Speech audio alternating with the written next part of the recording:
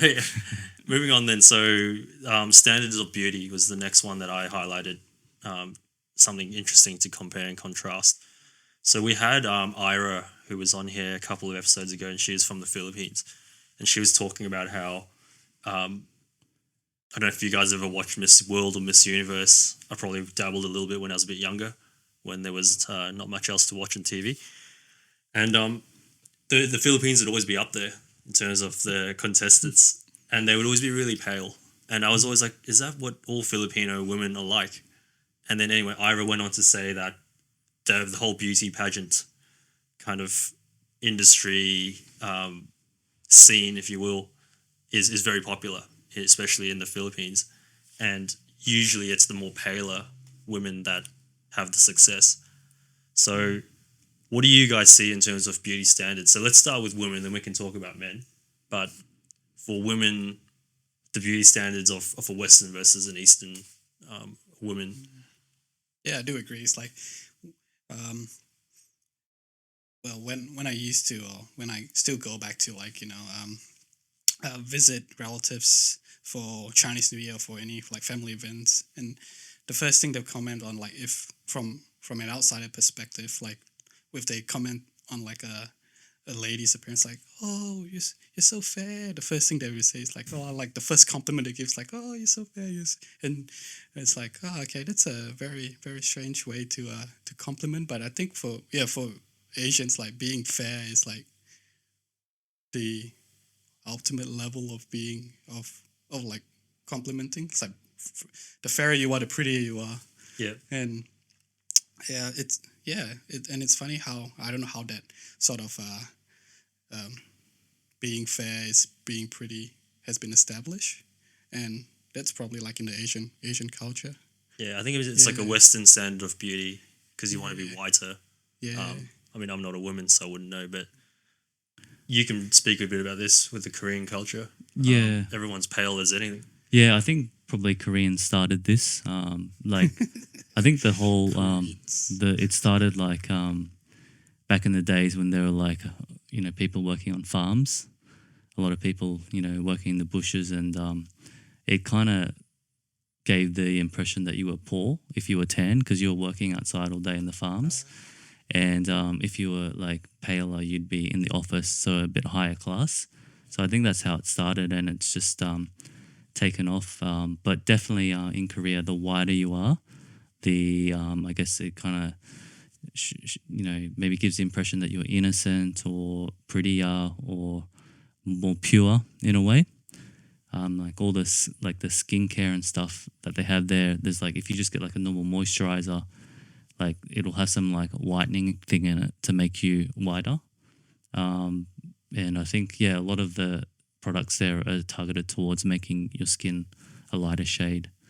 So do like people get judged, like if they're No, it's not that bad, but I just think it's something in the background, but not something that's because like Korea's adapted a lot of Western mentality as well recently. Like, so there's more people are more into like bodybuilding, more into tanning, whereas 10 years ago, guaranteed if you had like a big body or if you were muscly, like that was considered a big turn off. But now it's very different. You watch any K drama and the guys are always bloody either ripped or jacked. Yeah, so I thought that's what all Koreans are like. Yeah, no, it's very different than how it used to be. Physical one. Was it Physical 100? Yeah, I was in that. Yeah, I thought it's you were there. Yeah. I was the one holding the boulder. That's right. That's why you live in a gym now. Yeah. Yeah, so so I think you're exactly right with the women, and then I guess contrast that to what sort of Western standards of beauty is, and typically, let's just say you're looking in the TV, you see ads and things like that. The women are usually typically, I want to say darker, but like it's good to be outdoors and healthy. That's kind of like attractive in the Western society. Would you guys agree?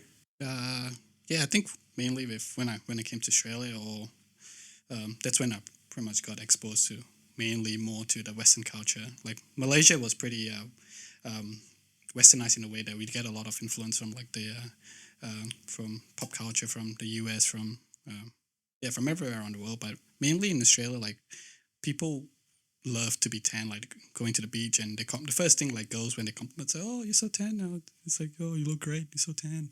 So yeah, it's definitely different in terms of what Western culture and the Asian culture see in, I'd say, beauty. I'm not sure if you put beauty, but yeah, like they will compliment firstly on your skin or your tan or how fair you are. So yeah.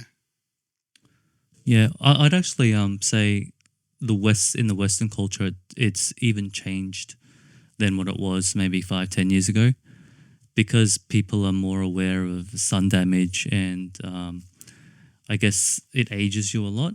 So people are being much more careful with sunscreen and yes, being in the shade compared to before, where people would just always go to the beach, get sunburned, get tanned, and it was like a good thing to do. But so I think overall being tanned is still considered a good thing, but also people are aware of the health implications for it.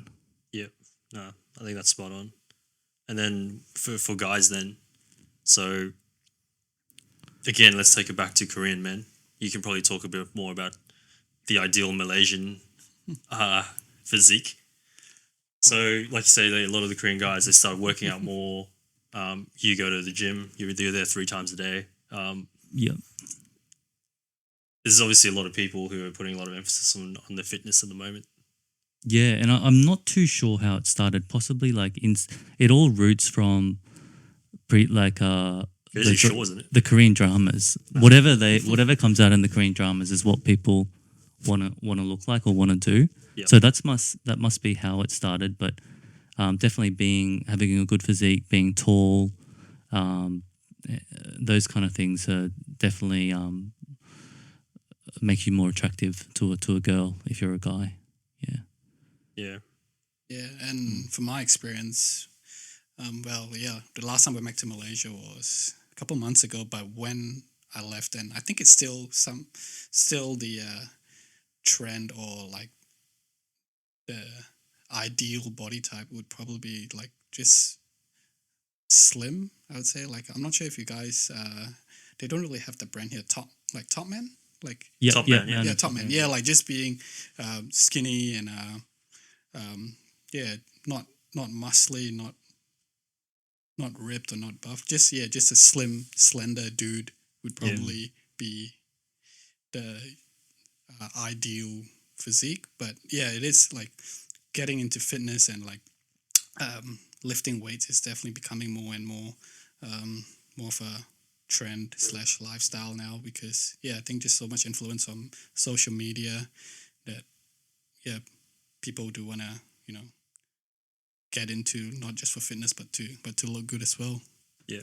I think it's a good point. I never actually thought about it. I mean, it makes so much sense that people are following like the dramas and stuff. Because if you watch older like Taiwanese or Hong Kong or Chinese dramas, the guys were always really slim. And then suddenly the last, whatever it has been, the last, like say 8-10 years, the guys have started to be a bit more ripped, a bit more jacked. So Yeah. Probably, the girls are getting more jacked as well, so the guys need to to keep up with that. Yeah. yeah.